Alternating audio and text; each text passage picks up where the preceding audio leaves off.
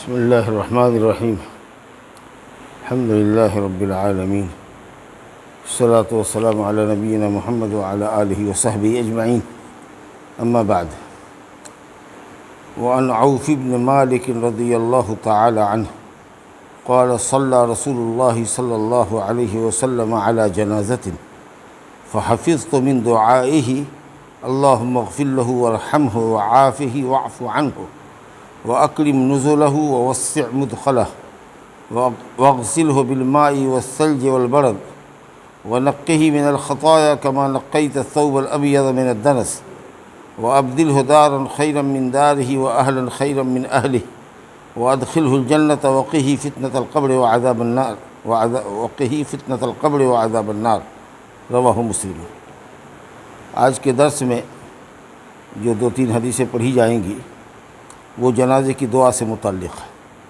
پہلے بھی بتایا تھا کہ تکبیر جب پہلی کہتے ہیں جنازے میں عام طریقے سے راجح قول اور زیادہ حدیثوں کی روشنی میں جو معتبر قول ہے، اجماع کا دعویٰ تو نہیں کر سکتے، جنہوں نے کیا ہے وہ غلط کیا ہے، جیسا کہ پچھلے درس میں نے بتایا تھا کہ 4 ہی تکبیر کہنی چاہیے، لیکن کبھی 5 بھی کہہ سکتے ہیں، کسی پر 6 بھی کہہ سکتے ہیں، اور اس سے زیادہ بھی تکبیرات ثابت ہیں، لیکن بہتر ہے کہ 4 پر اکتفا کیا جائے۔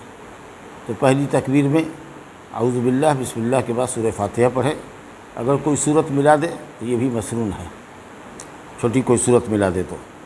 اور دوسری جب تکبیر ہوتی ہے تو اس میں درود ابراہیمی پڑھے، جو نماز میں ہم لوگ پڑھتے ہیں، اللہم صلی علی محمد وعلی آل محمد الی آخر۔ اور تیسری میں دعا پڑھیں، جن میں سے 2 دعاؤں کا یہاں پر ذکر کیا ہے انہوں نے، اور بھی کئی دعائیں ہیں، دعا کی کتاب میں دیکھیے گا تو 2 دعاؤں کا انہوں نے ذکر کیا ہے، ایک دعا خاص ہے، ایک دعا عام ہے۔ ایک خاص جنازے پر آپ نے یہ دعا پڑھی تھی، اور جو ایک عام دعا ہے جو عام طریقے سے ہم لوگ پڑھتے ہیں، اور چوتھی تکبیر کے بعد سلام پھیر دینا چاہیے۔ لیکن اگر کسی پر 5 کرنا ہے تکبیر تو تیسری میں بھی دعا پڑھیں گے، چوتھی میں بھی دعا ہی پڑھیں گے، 5ویں میں بھی دعا ہی پڑھیں گے۔ اگر 6 تکبیر کرنی ہے تو کئی دعائیں ہیں، ان کو یاد کرنا پڑے گا، اور اس کے بعد پھر سلام پھیر دیں گے۔ تو اب دعا کے ساتھ آپ چلیے اور دیکھیے کہ کتنی جامع دعا ہے، اور کس طریقہ سے جنازہ پڑھنے والا اللہ کے پاس اس میت کے حق میں سفارشی ہوتا ہے اور دعائے مغفرت کرتا ہے۔ اس کے جملے پر غور کیجیے۔ اور دعا تو ایک خاص موقع پر کر رہا ہے، جنازے پر کر رہا ہے، لیکن یہ ایمان کی برکت ہے کہ مومن دوسرے تمام مومنین کو اپنی دعاؤں میں شامل کرتا ہے مختلف موقع پر۔ ابھی تحیات میں دیکھیے نماز پڑھ رہے ہیں ہم، السلام علیکہ ایھا النبی ورحمۃ اللہ وبرکاتہ، نبی پر سلام بھیجا ہم نے، اور اس کے بعد السلام علینا وعلی عباد اللہ الصالحین، ہم پر سلامتی ہو اور دنیا کے تمام اللہ کے نیک بندوں پر۔ بتائیے ساری دنیا میں سارے مسلمان کی دعا ایک دوسرے کو لگ رہی ہے، سمجھا؟ تو اسی طریقے سے اللہم اغفر للمسلمین والمسلمات، اللہم اغفر لی وارحمنی، اسی طریقے سے واغفر للمسلمین والمسلمات، دنیا کے تمام مسلمین و مسلمات کو آپ کی دعا پہنچ رہی ہے صرف ایمان کے رشتے سے، یہ اور کسی دوسرے مذہب میں آپ کو نہیں ملے گی، اور ایسی جامعیت دعا کے اندر نہیں ملے گی، سمجھا؟ کہ مومن دوسرے مومن کو اپنی دعاؤں میں یاد رکھتا ہے۔ آپ چاہے اس سے گزارش کیجئے کہ نہ کیجئے، لیکن ایسی دعائیں بنائی گئی ہیں، وضع کی گئی ہیں، مقرر کی گئی ہیں کہ اگر ہم ان کو پڑھتے ہیں تو ماشاءاللہ زمین اور آسمان میں جتنے اللہ کے بندے صالح ہیں سب کو دعائیں ملتی ہیں۔ یہاں بھی اسی طرح کی بات ہے۔ بہرحال دعا دیکھیے، عوف بن مالک رضی اللہ عنہ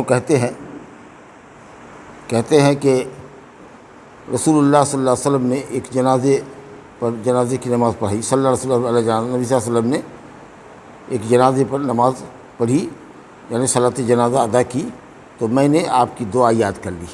اس کا مطلب یہ ہے کہ آپ نے جہری قرأت کی تھی، اس میں جو پڑھا تھا وہ بلند آواز سے۔ تو پہلے بھی یہ بات آ چکی ہے کہ کبھی کبھار امام بلند آواز سے جنازہ کی نماز کو پڑھے، تاکہ لوگوں کو معلوم ہو کہ کب کس تکبیر کے کیا پڑھا جاتا ہے، سمجھا؟ لیکن مقتدی حضرات بآواز بلند نہیں کریں گے، صرف امام کرے گا۔ مقتدی خاموشی کے ساتھ اس کو پڑھیں گے، دہرائیں گے ان کلمات کو، سمجھا؟ تو یہ جائز ہے کبھی کبھی تعلیم کی غرض سے۔ جبھی تو انہوں نے دعا یاد کی۔ دیکھیے کیا خوبصورت لفظ ہے، کہ عوف بن مالک کہتے ہیں کہ میں نے اس دن تمنا کیا کہ کاش کہ یہ مردہ میں ہوتا، یہ جس شخص پر نبی صلی اللہ علیہ وسلم دعا پڑھ رہے ہیں، کاش کہ میں اس کی جگہ پر آج میت میں ہوتا اور یہ دعا مجھے نبی صلی اللہ علیہ وسلم کی نصیب ہوتی۔ کتنی اچھی پیاری تھی دعا۔ فرمایا اللہم اغفر لہ ورحمہ، اللہ اس کی مغفرت فرما اور اس پر رحم فرما۔ مغفرت فرما کا مطلب گناہوں کی بخشش فرما، ٹھیک ہے، اور رحم فرما کا مطلب کہ اس کو ثواب سے نواز۔ مغفرت فرما، گناہوں سے بخشش کر دے اور اس کو ثواب عطا فرما۔ بہت مختصر انداز میں چل رہا ہے۔ وعافہ واعف عنہ، اور اس کو عافیت دے اور اس کو معاف کر دے۔ کیا مطلب عافیت دے کس چیز سے؟ عذاب سے، عذاب سے عافیت دے، اور معاف کر دے مطلب کہ دنیا میں جو کچھ اس سے کوتاہی ہوئی ہے، واجبات کی ادائیگی میں کوئی کوتاہی ہوئی ہو یا کسی حرام کام کے ارتکاب میں اس نے حد کو تجاوز کیا ہو، حد کو پار کیا ہو، یہ جو کوتاہی اس بندے سے ہوئی ہے دنیا میں، اس کو اللہ تعالیٰ معاف کر دے، عذاب سے عافیت دے اور کوتاہیوں سے درگزر فرما، معاف کر دے۔ وَأَكْرِمْ نُزُلَهُ، اور اللہ اس کی مہمانی اچھی فرما، جنت میں اس بندے کی مہمانی اچھی فرما۔ اور جنت میں مہمانی کیا ہے؟ وہی ہے کہ اللہ تعالیٰ کی مغفرت ہو، رحمت ہو، ثواب ہو، جنت ہو، حاصل ہو جائے۔ ہاں، یہی اللہ تعالیٰ کی مہمانی ہے۔ نزولا من غفور الرحیم، اللہ غفور الرحیم کی طرف سے یہی مہربانی ہے، یہی مہمان نوازی ہے۔ تو اللہ اس بندے کی بہترین مہمان نوازی فرما۔ وَوَسِّعْ مُدْخَلَهُ، اور جس قبر میں یہ داخل کیا گیا ہے اس کو کشادہ کر دے، حد نگاہ تک۔ حدیث میں آتا ہے نا کہ مومن بندے کی قبر کو حد نگاہ تک کشادہ کر دیا جاتا ہے، وہ 2-2.5 فٹ کی نہیں رہتی، وہ کشادہ ہو جاتی ہے۔ وَاغْسِلْهُ بِالْمَاءِ وَالثَّلْجِ وَالْبَرَدِ، اور اس کو پانی سے دھو دے، یعنی اس کے گناہوں کو یعنی مٹا دے۔ جیسے کہ کسی کپڑے سے تشبیہ دیا ہے کہ جیسے کہ کوئی کپڑا ہو اور اس کو آدمی پانی سے دھوئے، یا پھر اولا اور برف سے بھی اس کو کھنگا لے تو صفائی تو ہو جاتی ہے پانی سے۔ اور اولا اور برف میں ڈالنے سے کیا ہوتا ہے؟ کپڑا ٹھنڈا ہوتا ہے۔ تو مطلب یہ کہ ایک گناہ کی جو حرارت اور گرمی اس کو جلا رہی ہے، تو اللہ تعالیٰ نہ صرف اس کے گناہ کو معاف کر دے بلکہ اس کو ٹھنڈا بھی کر دے۔ جیسے برف سے کوئی چیز ٹھنڈی ہوتی ہے، اسی طریقے سے اس کو ٹھنڈا کر دے، گناہ کی حرارت اور گناہ کی گرمی اس کو نہ لگے۔ اللہ اکبر۔ کہ اس کو پانی سے دھو دے، اس کو برف سے اور اولے سے دھو دے۔ وَنَقِّهِ مِنَ الْخَطَايَا، اور گناہوں سے اللہ اس کو اس طرح سے پاک صاف کر دے جیسے کہ سفید کپڑا میل سے پاک صاف کر دیا جاتا ہے۔ سفید کیوں؟ اس لیے کہ سفیدی جب اس کی صفائی ہو جائے، اس کی میل کچل ختم کر دی جائے تو اس کی سفیدی بہت نکھر کے آتی ہے، برخلاف رنگین کپڑے کے کہ وہ اتنا چمکیلا نہیں ہوتا ہے جتنا کہ وائٹ کپڑا چمکدار ہوتا ہے۔ تو ایسا چمکے جیسے کہ سفید کپڑا، سفید کپڑے پر صفائی کے بعد چمک اور چمکیلاپن زیادہ ہوتا ہے رنگین کے مقابلے میں۔ اور دیکھیے اتنا ہی پر نہیں ہے، وَأَبْدِلْهُ دَارًا خَيْرًا مِنْ دَارِهِ، اور اللہ تعالیٰ دنیا میں جو اس کا گھر تھا اس سے بہتر گھر اس کو عطا فرما۔ کون سا گھر مراد ہے؟ قبر کا گھر۔ جنت تو سب جانتے ہیں کہ اچھا گھر ہے، لیکن یہ قبر جو ہے نا، یہ جو پہلا گھر ہے اس میت کا، اس کو اس کے دنیا کے گھر سے بہتر کر دے، یعنی حد نگاہ تک کشادہ کر دے، جنت کا بستر بچھا دے، جنت کا اوڑھنا اڑھا دے، جنت سے کھڑکی کھول دے جہاں سے اس کی خوشبو اور ٹھنڈی ٹھنڈی ہوائیں اس کو لگتی رہے اور خوبصورت مناظر جنت کے وہ دیکھتا رہے۔ کیا کہنا ہے؟ کہا وَأَبْدِلْهُ دَارًا خَيْرًا مِنْ دَارِهِ، دنیا کے گھر سے بہتر اس کو گھر عطا فرما۔ وَأَهْلًا خَيْرًا مِنْ أَهْلِهِ، اور اس کے بال بچوں سے بہتر اہل اور خاندان اس کو عطا فرما، یعنی جنت میں اس کو اچھے لوگوں کی صحبت اختیار ہو، جنت میں اچھے لوگ ہی ہوں گے، اچھے لوگوں کے ساتھ رکھ۔ تو ظاہر ہے کہ جنت میں جو لوگ ہوں گے یا جو روحیں ہوں گی وہ یقیناً دنیا کے لوگوں سے اچھی ہے۔ کیسے کیسے لوگوں کے درمیان آپ جیتے ہیں، کبھی کبھی گھٹن محسوس ہوتی ہے کہ گاؤں چھوڑ دیں، گھٹن محسوس ہوتی ہے کہ کاش پیدا ہی نہ ہوتے، زمانہ اتنا خراب آ چکا ہے۔ اب اس میں آپ غور کیجئے کہ صاحب جنت میں اگر روح ہو اور جنت کی کیاری بن جائے قبر، تو اس سے بڑی تمنا مومن کی اور کیا ہو سکتی؟ تو اس لیے اہل خیر من اہلہ، یا ممکن ہے کہ قبر میں اہل کہاں سے آئیں گے؟ قبر میں مطلب اعمال۔ حدیث میں آتا ہے کہ مومن بندے کا عمل جو ہوتا ہے انتہائی خوبصورت انسان کی شکل میں ہوتا ہے۔ وہ اس سے پوچھتا ہے کہ تم یہاں کہاں؟ قبر میں۔ تو کہتا ہے میں تیرا عمل ہوں، میں تیری نماز ہوں، میں تیرا روزہ ہوں۔ تو اس طریقہ سے لوگ خوبصورت اعمال جو ہے خوبصورت انسانوں کی شکل میں اس کے پاس جمع ہوتے ہیں جو اس کا دل بہلاتے ہیں۔ اس کی تنہائی بانٹتے ہیں۔ تو یہ مطلب ہے کہ اعمال اچھے خوبصورت انسان کی شکل میں قبر میں آ جائے، یا اس کی روح جنت میں ہو۔ ظاہر ہے کہ جنت میں جو روحیں ہوں گی وہی دنیا کی کچھ اچھی روحیں اور اکثر خبیث روحوں کے مقابلے میں تو اچھا ہے نا، تو اس لیے فرمایا کہ اس کا گھر بھی اچھا ہو جائے دنیا کے گھر سے، اور اس کے اہل و عیال بھی دنیا کے اہل و عیال سے بہتر ہو جائے۔ وَأَدْخِلْهُ الْجَنَّةَ، اور اللہ اس کو جنت میں داخل فرما۔ وَقِهِ فِتْنَةَ الْقَبْرِ، اور اس کو قبر کے فتنے سے بچا، یعنی قبر میں سوال جواب جو کیا جائے گا، ابھی سے جو پوچھا جائے گا، تو اس میں اس کو ثابت قدم رکھ اور صحیح صحیح سوال کے جواب دینے کی اللہ اس کو توفیق عطا فرما۔ وَعَذَابَ النَّارِ، اور جہنم کے عذاب سے بچا۔ یہ اتنی دعا ہے، سمجھا کہ نہیں؟ بہت خوبصورت لفظ ہے، کوشش کیجئے کہ یاد کر لیجیے۔ اللہم اغفر لہ وارحمہ وعافہ واعف عنہ واکرم نزلہ ووسع مدخلہ وابدل دار واغسلہ بالماء والثلج والبرد ونقہ من الخطایا کما ینقى الثوب الابیض من الدنس وابدلہ دارا خیرا من دارہ واہلا خیرا من اہلہ وادخلہ الجنۃ وقہ فتنۃ القبر وعذاب النار۔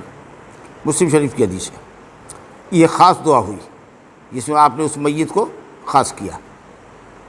اگر عورت ہے تو آپ کہہ سکتے ہیں اللہم اغفر لہا وارحمہا۔ ہا جو ہے عربی میں مؤنث کے لیے استعمال ہوتا ہے، ضمیر ہے، پروناؤن ہے، جیسے ہی اور شی استعمال کرتے ہیں نا، تو اسی طریقے سے واغفر لہو، ہو جو ہے مذکر کے لیے اور ہا مؤنث کے لیے، ٹھیک ہے۔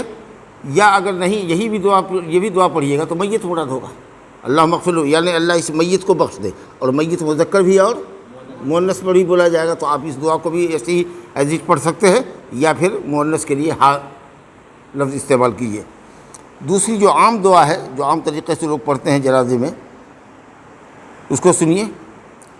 وعن ابی ہریرہ رضی اللہ عنہ قال کان رسول اللہ صلی اللہ علیہ وسلم اذا صلی علی جنازۃ یقول اللہم اغفر لحینا ومیتنا وشاہدنا وغائبنا وصغیرنا وکبیرنا وذکرنا وانثانا اللہم من احییتہ منا فاحیہ علی الاسلام ومن توفیتہ منا فتوفہ علی الایمان اللہم لا تحرمنا اجرہ ولا تفتنا بعدہ۔ کہا انہوں نے رواہ مسلم والاربعہ، مسلم نے روایت کیا، حالانکہ یہ حدیث مسلم میں نہیں ہے، یہ لگتا ہے صحیح ہوا ہے یا کتابت کرنے والے سے، ٹائپ کرنے والے سے غلطی ہوئی ہے۔ یہ حدیث ابو داؤد ابن ماجہ وغیرہ کی ہے، سنن کی حدیث ہے، مسلم کی حدیث نہیں، بلکہ سند میں اس کے کلام ہے، لیکن کئی شواہد اور طرق آنے کی وجہ سے حدیث انشاءاللہ حسن درجے کی جو دعا پڑھتا ہے، لیکن وہ اوپر والی جو دعا ہے وہ مسلم شریف کی۔ بہرحال یہ ابو ہریرہ رضی اللہ عنہ فرماتے ہیں کہ رسول اللہ صلی اللہ علیہ وسلم جب کسی جنازے پر نماز پڑھتے تو کہتے اللہم اغفر لحینا، اللہ ہمارے زندوں کو بخش دے، زندوں کو، ہمارے زندوں کو، سارے زندے آ گئے۔ اب دیکھ لیجیے ایک شخص کے اوپر دعا پڑھی جا رہی ہے، لیکن کتنے زندوں، سارے زندوں کو شامل کر لیا۔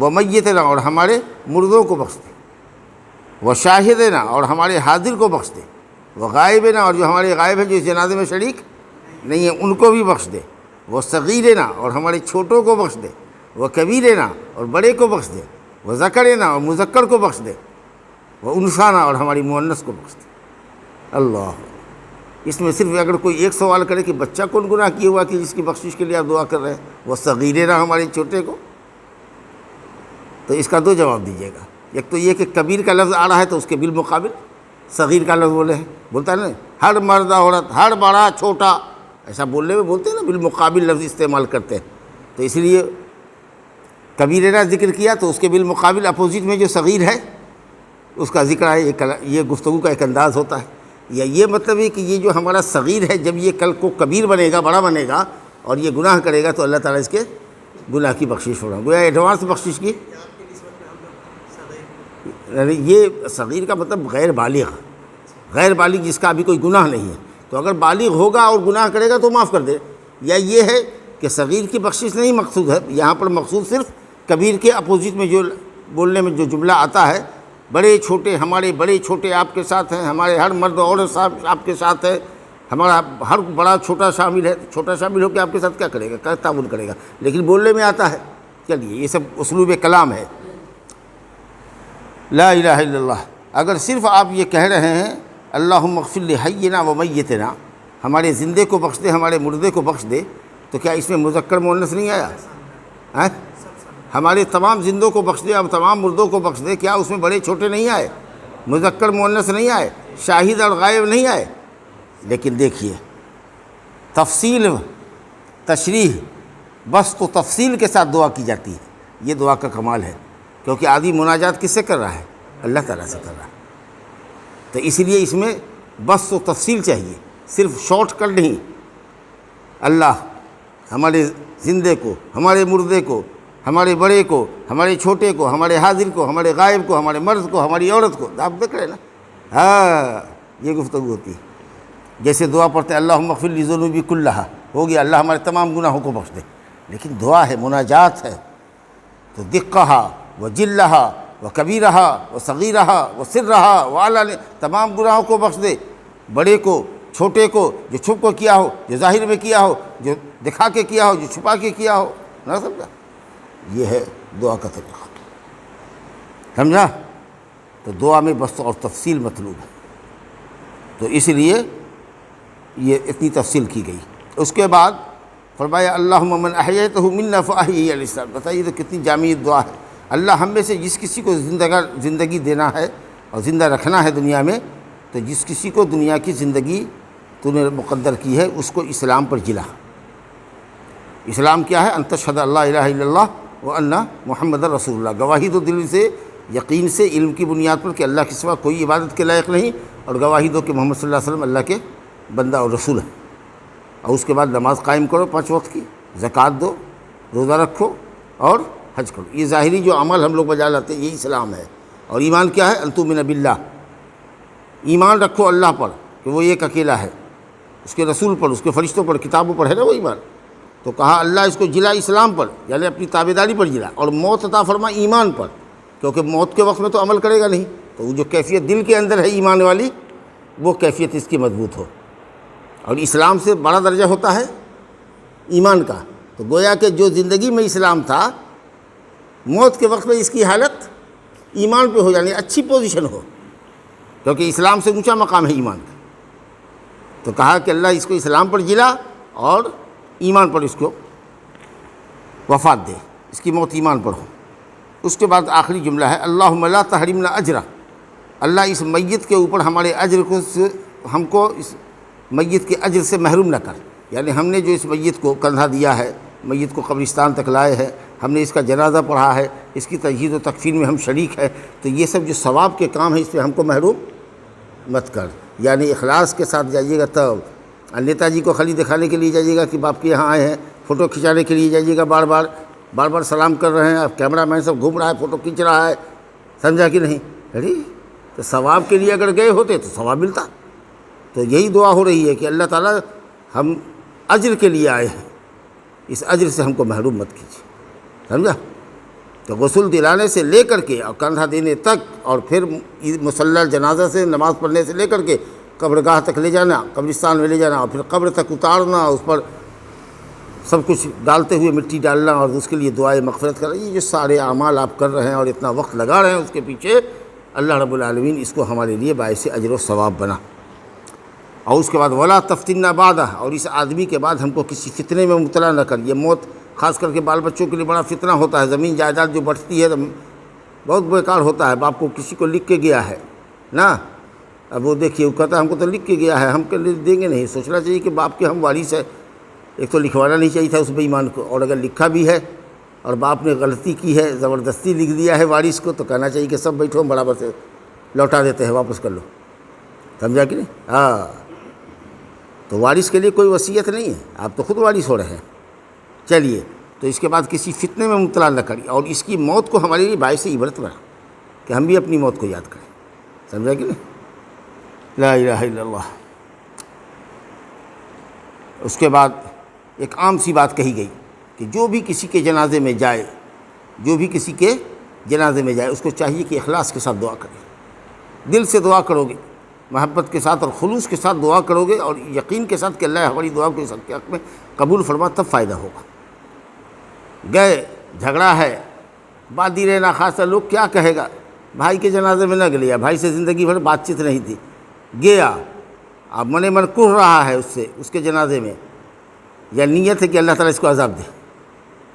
آئیے اس کو سمجھ میں آئے گا معاملہ، نہ سمجھا؟ بخشش کی دعا کر رہا ہے، دعا پڑھ رہا ہے، لیکن دل میں بخشش کی تمنا اور آرزو نہیں ہے۔ کیا فائدہ ہے ایسے جنازہ سے؟ مت جاؤ۔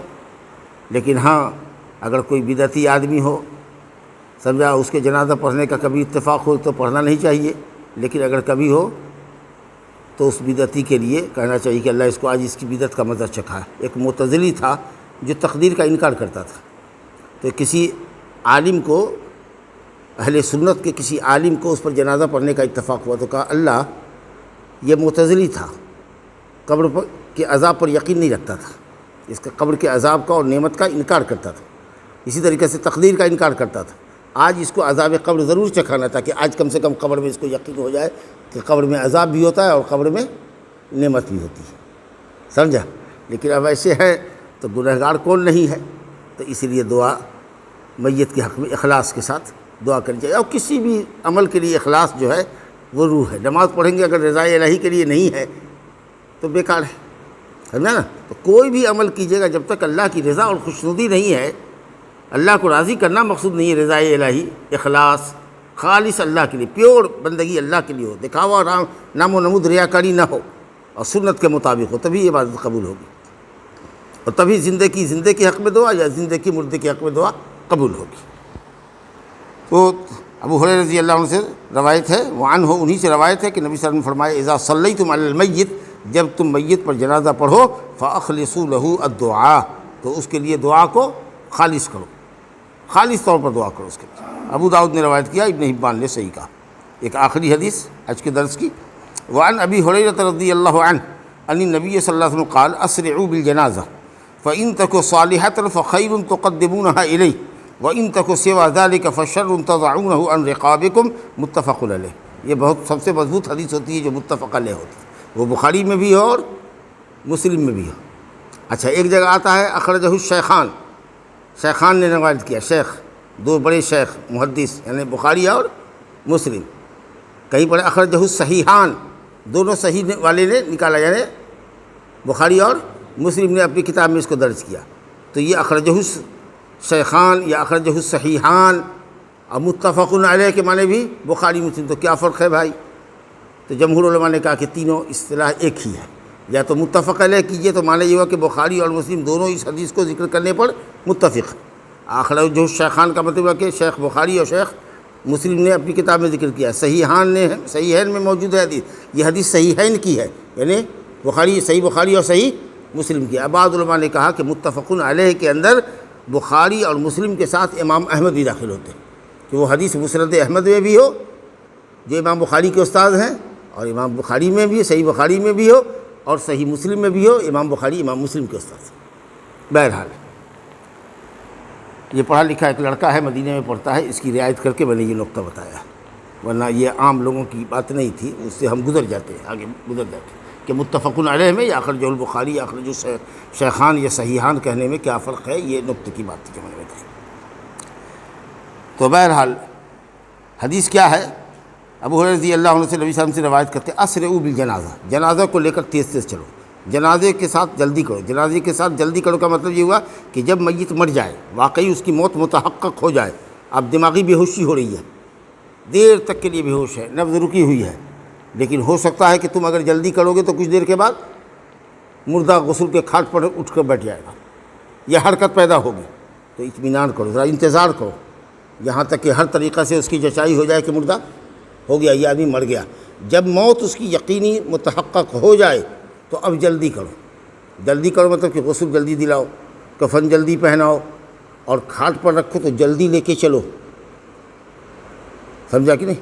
جلدی چلو، تیز تیز قدموں سے چلو، بہت آہستہ آہستہ آہستہ آہستہ جا رہے، لیکن ایسا مطلب بھی نہیں کہ دلکی والی جو چال ہوتی ہے دوڑنے والی، اس طریقے سے چلو کہ جو بھی پیچھے لوگ جا رہے ہیں اس کے وہ سب کو دوڑنا پڑے، بوڑھا کمزور بھی ہے، لنگڑا لولھا بھی ہے تو اس کو دوڑنے کی نوبت آوے، تو دلکی مار کر کے تیز رفتار نہیں چلنا، تیز چلنا ہے لیکن بہت نہیں۔ اور ہو سکتا ہے کہ دلکی چلو گے اور میت ہلے گی تو ہو سکتا ہے کہ پیٹ کے ہلنے کی وجہ سے غلاظت بھی باہر آ جائے، تو کفن سب گندا ہو جائے گا، پھر کفن کو دھونا پڑے گا یا بدلنا پڑے گا یا اس حصے کو دھونا پڑے گا، تو اس لیے تیز چلنا ہے، لیکن بہت زیادہ تیز نہیں چلنا ہے کہ جس کی وجہ سے جنازے کے شرکا کو پریشانی ہو یا میت کے پیٹ سے کچھ مواد گندا نکل جائے یا اس کا اندیشہ ہو، لیکن تیز چلو۔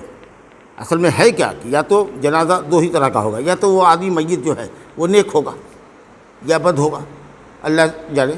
تو اگر وہ نیک ہے تو وہ کہتا ہے، جو بندہ نیک ہوتا ہے اس کو اللہ بہتر جانے، وہ کہتا ہے قدمونی قدمونی، جلدی لے چلو جلدی لے چلو، کیونکہ موت کے وقت میں جب روح کے لیے فرشتے آتے ہیں قبض کرنے کے لیے تو اسی وقت اس کو جنت کی بشارت دیتے ہیں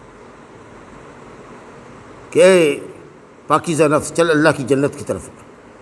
تو پھڑپھڑاتی ہے روح کی، کیسے جلدی سے جلدی جسم سے نکلے، اور فرشتہ اس کو جلدی سے جنت سے لائے ہوئے کفن میں لپیٹے اس کی روح کو لے کر کے چلے۔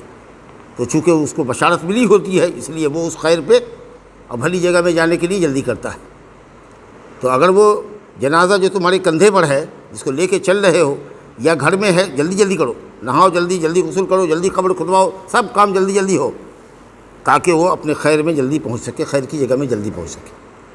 اور اگر برا ہے، اللہ جانے کہ کون برا ہے کون اچھا ہے، اللہ تعالی ہم سب لوگوں کو اچھے لوگوں میں بنائے۔ تو اگر وہ برا ہے، اس کو بڑے خوبصورت لفظ سے تعبیر کیا، وَإِن تَكُ سِوَىٰ ذَلِكَ، اگر صالحہ نہیں ہے، صالح کے غیر صالح، یہ نہیں کہا برا ہے، سوا ذالکا، سمجھا؟ اگر نیک کے علاوہ ہے تو وہ ایک شر ہے، وہ ایک پاپ، ایک ملامت ہے، کیوں اس کو گردن پہ رکھے ہوئے ہو؟ جلدی اس کو گردن سے ہٹاؤ اور اس کو اس کی جگہ پہ ڈالو، کیوں گھر میں رکھے ہوئے ہو؟ سمجھا؟ تو فائدہ تو دونوں ہی حالت میں تمہارا بھی ہے اور میت کا بھی ہے۔ اب یہ جو میں نے کئی مرتبہ اپنے بیان میں کہا ہے کہ صاحب اگر کسی کے یہاں موت ہو جاتی ہے تو بعض گھروں میں دیکھیے گا کہ اگر اس کے اقارب رشتہ دار بیٹے اگر باہر ہیں تو وہ انتظار کرواتے ہیں کہ لاش کو رکھو، ہم 24 گھنٹے میں آئیں گے، ہم 48 گھنٹے میں آئیں گے، ہم 36 گھنٹے میں آئیں گے، فلائٹ سے آ رہے ہیں تو وہ نہیں ملا ہے تو یہ ٹرین پکڑ رہے ہیں، فلائٹ چھوٹ گئی، جو بھی وجہ رہی ہو۔ بتائیے یہ میت کے ساتھ ظلم ہے کہ نہیں ہے؟ اس حدیث کے خلاف ہے کہ نہیں ہے؟ سنت کے خلاف ہے کہ نہیں ہے؟ جبکہ وہ آدمی اگر دلی بامبے سے آوے گا یا عرب سے آوے گا تو قبرستان میں جا کر کے اس کی قبر پر جنازہ بھی پڑھ سکتا ہے، لیکن وہ وہاں سے روکے ہوا ہے کہ نہیں، جب تک ہم نہیں آتے ہمارے باپ کو دفن نہیں کرو۔ گاؤں والے بے بس ہیں، واللہ کتنا بڑا ظلم ہے اس میت کے ساتھ۔ نیک آدمی اگر ہے تو اس کو تم گھر میں رکھے ہوئے ہو، جبکہ اس کو اس کی جنت میں پہنچانے کی جلدی کرنی چاہیے، اور اگر برا آدمی ہے اللہ جانے تو اس کو جلدی سے جلدی اس پاپ ملامت کو گھر سے نکالو اور اس کو اس کے قبر میں دفن کرو۔ اللہ تعالی ہم سب لوگوں کو اچھی توفیق عطا فرمائے۔ تو فرمایا کہ اسرعوا بالجنازہ، جنازہ کے ساتھ جلدی کرو، اس میں کفن بھی میں بھی، غسل دلانے میں بھی جلدی، کفن پہنانے میں بھی جلدی، لے جانے میں بھی جلدی، نماز جنازہ پڑھنے میں بھی جلدی۔